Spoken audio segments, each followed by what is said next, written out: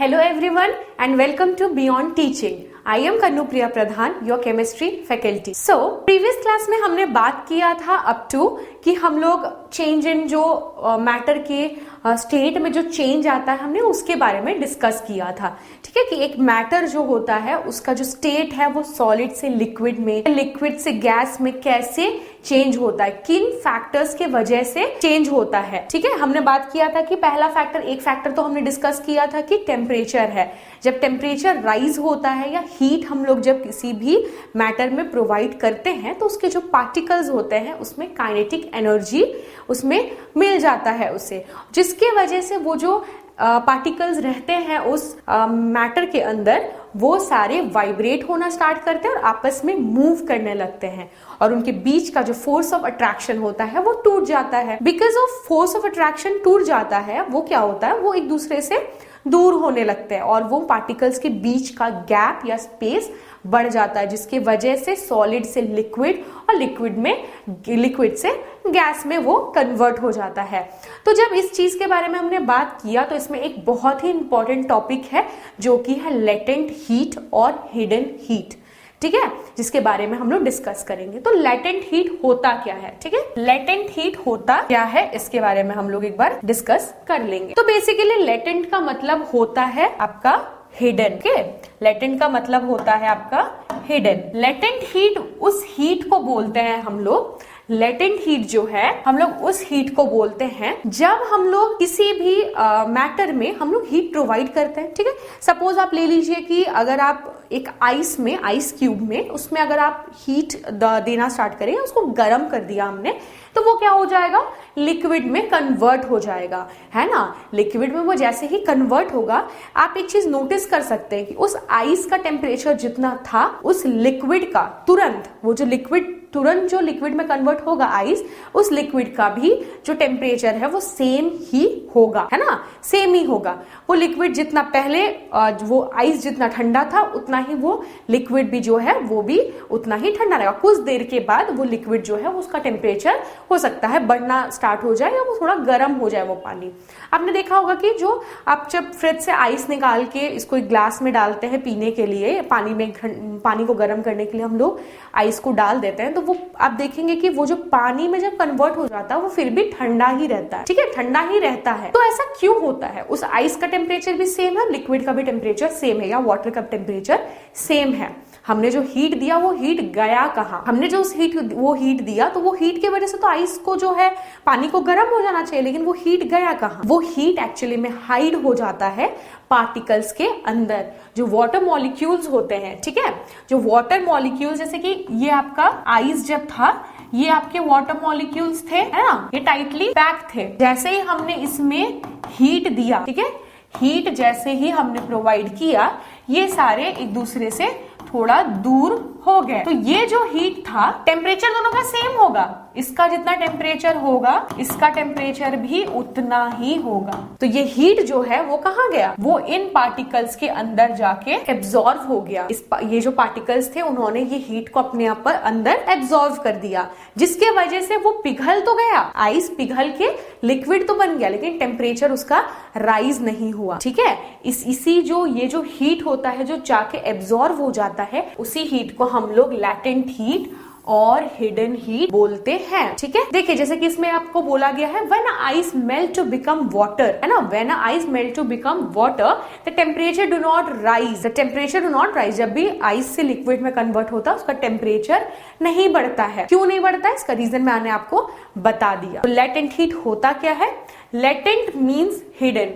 ये जो लेटेंट का मतलब होता है उसका मतलब होता है हिडन, मतलब छुपा हुआ. ठीक है, छुपा हुआ हीट है ये हीट कहाँ छुप जाता है, पार्टिकल्स के अंदर, वाटर मॉलिक्यूल्स के अंदर हाइड हो जाता है. देन है आपका the heat energy which get absorb by the particles और the particles of ice during the process of melting and helps to break down the force of attraction between the particles. ठीक है, ये जो आपका जो heat था ये क्या करता है, पार्टिकल्स के अंदर जाके छुप जाता है, उसे मदद करता है कि वो एक दूसरे से अलग हो जाए और जाके उसमें छुप जाता है. इसी चीज को हम लोग बोलते हैं हिडन हीट. क्लियर है? ये बहुत सिंपल सा चीज है। और हमने एक चीज देखा होगा, आप लोग डेली बेसिस पे अब ये चीज देख रहे होंगे कि जब आप खाना बन रहा होता है, पानी अगर बॉईल हो रहा है, आप उस भाप में अगर अपना हाथ रखेंगे तो वो भाप जो है आपके हाथ को ज्यादा जलन पैदा करेगा उस भाप की वजह से। ना कि अगर आप पानी में हल्का अपना हाथ टच कर देंगे तो उतना जलन नहीं होगा जितना आपको उस भाप से ज्यादा जलन होगा। ठीक है, ये क्यों होता है? क्योंकि वो जो भाप होता है, जो स्टीम होता है, उसमें कुछ अमाउंट ऑफ हीट जो है उसके अंदर छुपा हुआ होता है। किसके अंदर? भाप के अंदर। जो वेपर होता है उसके अंदर जो लेटेंट हीट या हिडन हीट है वो उसके अंदर छुपा हुआ रहता है, जिसके वजह से उसके अंदर जो एनर्जी है वो ज्यादा होता है एज कंपेयर टू जो लिक्विड, जो आपका पानी, गर्म पानी के कंपैरिजन में जो वाटर वेपर होता है उसमें ज्यादा एनर्जी होता है, ज्यादा हीट होता है, इसलिए वो आपको ज्यादा चोट पहुंचा सकता है पानी के मुकाबले। ठीक है, क्लियर है ये चीज? नेक्स्ट स्लाइड पे हम लोग प्रोसीड करते हैं, जो की है आपका लेटेंट हीट ऑफ फ्यूजन। ठीक है, लेटेंट हीट ऑफ फ्यूजन हम लोग जानते हैं। फ्यूजन का मतलब हमने अभी डिस्कस किया था थोड़ी देर, मतलब नेक्स्ट क्लास जो प्रीवियस क्लास था हमारा। लेटेंट फ्यूजन का मतलब होता है मेल्टिंग। मेल्टिंग के जो प्रोसेस को हम लोग फ्यूजन बोलते हैं। ठीक है, तो लेटेंट हीट ऑफ फ्यूजन क्या होता है? The amount of heat energy that is required to change 1 kg of solid into liquid at atmospheric pressure and at its melting point is known as latent heat of fusion. ठीक है, तो latent heat of fusion क्या है? जो amount of heat, ठीक है, जो amount of heat हमें यूज होता है, जो अमाउंट ऑफ हीट जो है वो 1 kg of solid, 1 kg of solid है, उसको 1 kg ऑफ सॉलिड को लिक्विड में बदलने के लिए जो अमाउंट, जो आपका अमाउंट ऑफ हीट लगता है, 1 kg ऑफ सॉलिड को लिक्विड में चेंज करने के लिए जो अमाउंट ऑफ हीट लगता है, उसी हीट को हम बोलते हैं लेटेंट हीट ऑफ फ्यूजन। ठीक है, सिंपल है। लेटेंट हीट ऑफ फ्यूजन क्या है? एक ऐसा अमाउंट ऑफ हीट, इतना अमाउंट ऑफ हीट, वो कितना भी हो सकता है। ठीक है, हीट को हम लोग जो भी हम लोग मेजर करेंगे जितना भी हो सकता है, वो जो अमाउंट ऑफ हीट है, इतना अमाउंट ऑफ हीट जो कि 1 kg आपके सॉलिड को लिक्विड में बदल दे, उसको हम लोग क्या बोलेंगे? Latent heat of fusion. ठीक है, क्लियर है ये चीज? The particle of water at 0 degree Celsius have more energy as compare to the particle of ice at the same temperature, जो कि मैंने अभी बोला। ठीक है, आपका सपोज आपने क्या किया, आप एक ग्लास में आप आइस ले लेते हैं। ठीक है, इस ग्लास में आइस है और इस ग्लास में वाटर है या फिर इसको H2O। इस ग्लास में आइस है और इस ग्लास में वाटर है। सेम टेम्परेचर, दोनों का टेम्परेचर सेम होगा, आइस का भी और वाटर का भी। अब अगर आप इसमें एक थर्मोमीटर डाल देते हैं, दोनों में अगर एक एक थर्मोमीटर आपने डाल दिया और आप इसका अगर टेम्परेचर मेजर करेंगे तो ये भी 0 डिग्री सेल्सियस है और ये भी 0 डिग्री सेल्सियस है। लेकिन इसमें कह रहा है कि जो ये वाटर है, भले ही दोनों का टेम्परेचर सेम है, दोनों का टेम्परेचर ही 0 डिग्री सेल्सियस है, लेकिन जो वाटर है उसमें ज्यादा एनर्जी होगा एज कंपेयर टू आपका सॉलिड। ठीक है, जो वाटर है, वाटर में जो है वो एनर्जी मोर होगा एज कंपेयर टू आपका जो आइस है। क्यों हमने बात किया? क्योंकि वो जो लेटेंट हीट है, जो हीट हमने दिया था उसे, जो सॉलिड से लिक्विड में कन्वर्ट किया, एक आइस से वाटर में कन्वर्ट किया, वो हीट जो है वो जाके इस वाटर मॉलिक्यूल्स के अंदर छुपा हुआ है। भले ही टेम्परेचर दोनों का सेम है, लेकिन कुछ अमाउंट ऑफ हीट इसमें छुप गया है जो दिख नहीं रहा। उसमें रीडिंग में, थर्मोमीटर का रीडिंग में आपको दिखाई नहीं देगा कि इसका टेम्परेचर राइज हुआ है, लेकिन वो उसके अंदर छुपा हुआ होगा। ठीक है, इसीलिए ये जो होता है आपका वाटर जो होता है, ठंडा पानी जो होता है, ज्यादा ठंडा होता है। आइस उसके कंपैरिजन में उतना ज्यादा आपको ठंडा नहीं लगेगा। ठीक है, क्लियर है ये चीज? लेटेंट हीट ऑफ वेपराइजेशन, जैसे लेटेंट हीट ऑफ फ्यूजन था वैसे ही लेटेंट हीट ऑफ वेपराइजेशन होगा।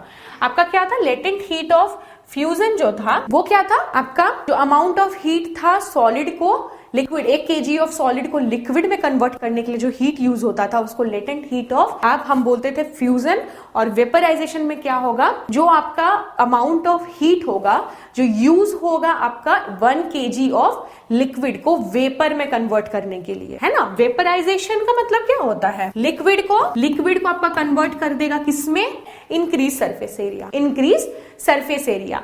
अब आपने ये देखा होगा, अगर आपने एक ग्लास में, प्लेट में अगर आपने पानी रखा और एक ग्लास में पानी रखा, कौन सा, किस कौन सा जो कंटेनर का पानी है वो पहले इवापोरेट होगा? सोचिए, किसका जो पानी है वो जल्दी इवापोरेट हो जाएगा? सबसे जल्दी इवापोरेट होगा वाटर, जो आपका प्लेट में जो आपने पानी रखा होगा वो जल्दी इवापोरेट होगा एज कंपेयर टू आपका ग्लास में जो रहेगा पानी। ठीक है, क्या होगा? इसका सरफेस एरिया ज्यादा है, तो वाटर जो है वो यहाँ, जैसे यहाँ पे जो वाटर ड्रॉपलेट्स होंगे या आपके जो पार्टिकल्स होंगे वो धीरे धीरे इवापोरेट होके उड़ने लगेंगे। ठीक है, या धीरे धीरे करके ये सारे जितने भी पार्टिकल्स हैं ये सारे वेपर बन के उड़ जाएंगे।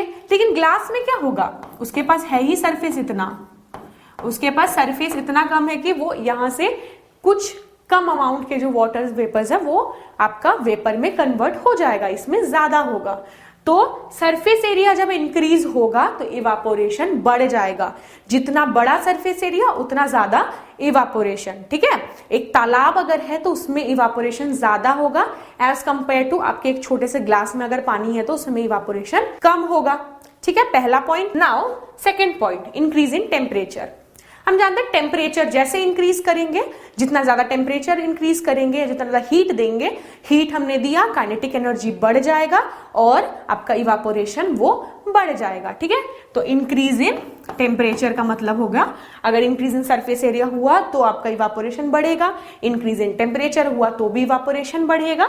अब है आपका इंक्रीज इन विंड। आपने देखा होगा आपके कपड़े अगर आपने बाहर सुखाए हैं, अगर बाहर बहुत सारी हवा चल रही है, बहुत तेज से हवा चल रही हो, आपने कपड़े सुखाए, देखेंगे वो कपड़े कुछ मिनट में सूख जाएंगे, कुछ 1 घंटे या आधे घंटे लगेंगे उसको सूखने में। लेकिन अगर आप अगर देखेंगे कि अगर हवा नहीं चल रही है, बहुत ह्यूमिडिटी है, एकदम भाप भाप सा है, बहुत गर्मी लग रहा है, ठीक है, पसीने आ रहे हैं आपको, हवा बिल्कुल भी नहीं चल रहा, तो आप देखेंगे कि इवापोरेशन जो है वो कम हो जाएगा, कपड़े जल्दी सूखेंगे नहीं। ये आपके जस्टिफाई करते हैं दोनों पॉइंट्स को।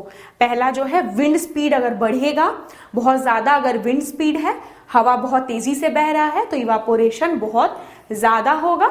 और आपका अगर ह्यूमिडिटी कम होगा, ह्यूमिडिटी मतलब क्या, जो हवा में जो आपका जो हवा में एक होता है ना गीलापन जो होता है आपका, हवा में जो वाटर ड्रॉपलेट्स अगर है, बहुत गीला गीला सा है, बहुत पसीने आ रहे हैं, तो उसको वो ह्यूमिडिटी कहते हैं हम लोग। हवा अगर बहुत गीली सी है तो आप देखेंगे कि उस टाइम पे आपका इवापोरेशन ठीक से होगा नहीं। इवापोरेशन होने के लिए क्या चाहिए? आपका जो वाटर ड्रॉपलेट्स है, आपका जो पार्टिकल्स है वो हवा में फैलेगा। लेकिन ऑलरेडी जब हवा में पार्टिकल्स है, ठीक है, ये वाटर है और ये एयर है, ये एयर पार्टिकल्स, एयर में ऑलरेडी अगर हवा है, हवा में एयर में अगर बहुत सारा पार्टिकल्स ऑलरेडी है, वाटर पार्टिकल्स अगर है, तो ये यहां से वाटर लेगा ही क्यों? वाटर पार्टिकल्स वो क्यों इवापोरेट करेगा? हवा में अगर ऑलरेडी इतना ज्यादा अगर मॉइस्चर है, पूरा हवा एकदम गीला गीला सा है, तो वो पानी को इवापोरेट नहीं कर पाएगा, क्योंकि उसके हवा में ऑलरेडी बहुत सारे पार्टिकल्स हैं, उनके लिए जगह ही नहीं है वाटर के लिए। तो ह्यूमिडिटी अगर कम होगा, अगर ह्यूमिडिटी कम है तो क्या होगा? इवापोरेशन अच्छे से होगा। ठीक है, तो ये सारे 4 फैक्टर्स है, आपके 4 फैक्टर्स है जो कि आपको इवापोरेशन को आपको इंक्रीज करता है। अगर सरफेस एरिया ज्यादा है तो इवापोरेशन ज्यादा होगा, टेम्परेचर ज्यादा है तो भी इवापोरेशन ज्यादा होगा, विंड स्पीड अगर ज्यादा है, हवा ज्यादा अच्छे से बह रही है तो भी इवापोरेशन अच्छे से होगा, और ह्यूमिडिटी अगर कम है तो इवापोरेशन अच्छे से होगा। ठीक है, यह आपका हो गया इवापोरेशन के बारे में। अब फाइनली ये चैप्टर कंप्लीट करने से पहले एक लास्ट टॉपिक है जो कि है इवापोरेशन कॉज कूलिंग। आपने देखा होगा गर्मी के सीजन में जब आप पूरा पसीना पसीना आप हो गए, एकदम पूरा आपके कपड़े पसीने से भीग गए, आपने अगर कॉटन की टी शर्ट पहनी है, आपके पूरा शर्ट आपका पसीना से भीग गया, अब जाके कूलर के पास बैठ जाते हैं, फैन के पास बैठ जाते हैं, आपने देखा होगा एकदम ठंडी सी आपको लगने लगती है। तो वो क्यों होता है? वो जो ठंड आपको लगी वो क्यों लगती है? क्योंकि आपका जो बदन में जो पसीना था, आपके बॉडी में जो पसीना था वो इवापोरेट हो गया, वो आपका इवापोरेट होके हवा में मिक्स हो गया, इसके वजह से आपको ठंड लगती है। तो ऐसा क्यों होता है? आपका जो स्वेट था वो क्या था? लिक्विड था। जब आप इसमें हवा में बैठे, विंड में जब आप बैठ गए तो ये लिक्विड था, ये क्या हो गया? आपका गैस बनके उड़ गया, है ना, लिक्विड गैस बनके उड़ गया। लिक्विड को गैस बनने के लिए क्या चाहिए? हीट या एनर्जी। एनर्जी जो हीट और एनर्जी जो यूज हुआ लिक्विड से गैस में कन्वर्ट होने के लिए जो हीट एनर्जी लगा, ठीक है, लिक्विड से गैस में कन्वर्ट होने के लिए कुछ हीट एनर्जी उसको चाहिए होता है, तभी वो लिक्विड में कन्वर्ट हो, लिक्विड आपका जो है वो गैस में कन्वर्ट होता है।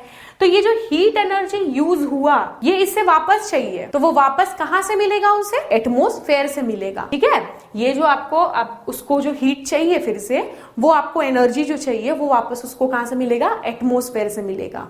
तो जब वो एटमॉस्फेयर से जो आपके चारों जो एटमॉस्फेयर से जो हीट उसने ले लिया तो क्या होगा? आपको फिर ठंडी लगने लगी। आपके बॉडी के केस में आप बताती हूं, अगर आपके बॉडी में पसीना है, आप हवा के सामने बैठ गए तो वो जो पसीना था वो आपका वेपर बन के उड़ गया। वेपर बनने के लिए उसको कुछ हीट चाहिए था, वो हीट ले लिया उसने और वो वेपर बन गया। लेकिन वेपर बनने के बाद जो उसको वापस से तो हीट चाहिए ना, उसको रीगेन करना है वो हीट, तो वो हीट जो है वो आपके बॉडी से उसने लिया, आपके बॉडी से, आपके एटमॉस्फेयर या जो एटमॉस्फेयर से भी लिया, आपके बॉडी से भी हीट लिया। तो आपके बॉडी से जैसे ही उसने हीट को ले लिया तो आपको वैसे ही ठंडी लगने लगी। ठीक है, क्लियर है? In an open vessel the liquid keeps on evaporating. ठीक है, ये सब छोड़िए। अब आपका क्या है ये देखिए, the particle of liquid absorb energy from the surrounding to regain the energy loss during evaporation. Evaporation जब भी होता है आपका एनर्जी लॉस्ट होता है। ठीक है, एनर्जी लिक्विड को गैस में कन्वर्ट होने के लिए एनर्जी चाहिए, तो ये जो एनर्जी लॉस्ट हुआ था उसको रीगेन करना है। रीगेन उसने कहां से किया? एटमॉस्फेयर से किया। एटमॉस्फेयर से जब उसने एनर्जी ले लिया, हीट ले लिया, तो आपको ठंडी महसूस होने लगी। यही चीज आपका होता है अर्दन पॉट में। ठीक है, जो मिट्टी के घड़े में हम जब पानी रखते हैं तो वो क्या होता है, जो आधा पानी जो है वो उड़ जाता है गैस बन के, और ये जो हीट है उसको जरूरत थी उसके लिए गैस बनने के लिए, वो गैस बना और हीट को इससे ले लिया। वो हीट उसको वापस चाहिए, तो वो हीट कहां से ले रहा है? टेम्परेचर से आपका एटमॉस्फेयर से ले रहा है, और वो हीट जो एटमॉस्फेयर से लेने के वजह से आपका यहाँ पे कोल्ड हो जाता है पानी। ठीक है, ये क्लियर है? इसका एक और एग्जांपल है, जब आपने देखा होगा कि आप नेल पेंट लगाते हैं, आप उसको छुड़ाने के लिए, नेल पॉलिश लगाने के बाद आप जो छुड़ाने के लिए जो लिक्विड यूज करते हैं, अब जैसे ही उसको हाथ में डालेंगे आप देखेंगे वो एक तो इवापोरेट हो जाता है और आपको ठंडी महसूस होती है। वो लिक्विड जो है वो गैस में कन्वर्ट हो जाता है।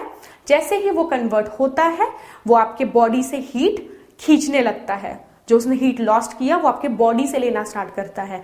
आपके बॉडी से जैसे ही उसने हीट ले लिया आपको ठंडी महसूस होती है। ठीक है, तो ये and of the first chapter है जो कि मैटर इन आवर सराउंडिंग। तो इसमें हमने डिस्कस किया मैटर क्या होता है। ठीक है, मैटर का फिजिकल नेचर हमने जाना, मैटर जो है पार्टिकल्स से बनता है, पार्टिकल्स के कैरेक्टरिस्टिक्स के बारे में हमने बात किया, डिफरेंट टाइप ऑफ आपका स्टेट जो होता है, मैटर के डिफरेंट टाइप होते हैं, डिफरेंट स्टेट होते हैं जो कि आपका सॉलिड, लिक्विड और गैस होता है, उनके बारे में हमने ब्रीफली जाना। फिर आपका जो चेंज होता है एक स्टेट से दूसरे स्टेट, उसके बारे में हमने अच्छे से जान लिया। तो this is the end of the chapter matter in our surrounding, the first chapter of 9th class. Thank you and have a good day.